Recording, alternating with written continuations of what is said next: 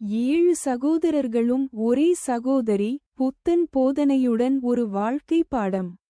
ஒரு காலத்தில் ஒரு கிராமத்தில் 7 சகோதரர்கள் இருந்தார்கள். அவர்கள் அனைவரும் தங்கள் குடும்ப வாழ்க்கையில் ஊக்கம் நிறைந்தவர்கள். ஆனால் ஒரே ஒரு சகோதரி மட்டும் இருந்தாள். அவள் பெயர் சந்திரிகை.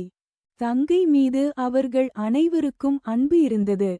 ஆனால் அந்த அன்பு சுயநலத்துடன் கூடியது. தாயும் தந்தையும் இறந்த பிறகு சகோதரிகள் தங்கள் தங்கையை வீட்டை பார்த்து கொள்ளுமாறு கூறினர். நீ வீட்டு வேலைகளை பார்த்துக்கொள், நாங்கள் வேலைக்குச் செல்கிறோம் என்று சொல்லி அவளை வேலை கேட்ப வைத்துவிட்டனர். ஆண்டுகள் கடந்து சகோதரர்கள் அனைவரும் திருமணம் செய்து கொண்டு தங்களுக்கே தனி குடும்பம் அமைத்து கொண்டனர்.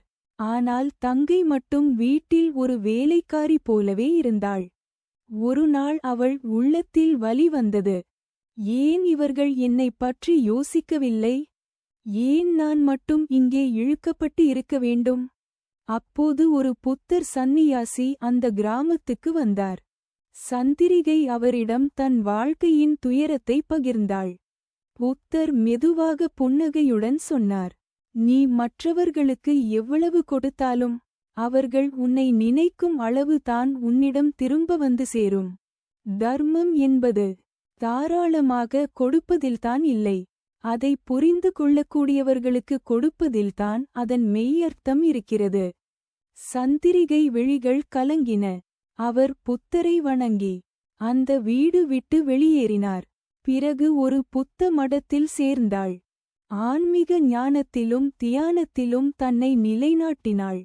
பல ஆண்டுகள் கழித்து சகோதரர்கள் முதுமை அடைந்தபோது ஒருவரும் தங்களது குடும்பங்களில் சந்தோஷமாக இல்லாமல் தனிமையில் வாடினர். தங்களது தங்கை எங்கே இருக்கிறாள் என்று தேடிப் பார்த்தார்கள். மடத்தில் இருக்கிறதைக் கண்டு தங்களது தவறை உணர்ந்தனர். ஆனால் புத்தவதி சந்திரிகை அவர்களிடம் சொன்னார், நான் உங்களை குறை கூற மாட்டேன். ஆனால் என் வாழ்க்கை உண்மையா தொடங்கியது நான் என்னை உணர்ந்த பின்னர்தான்.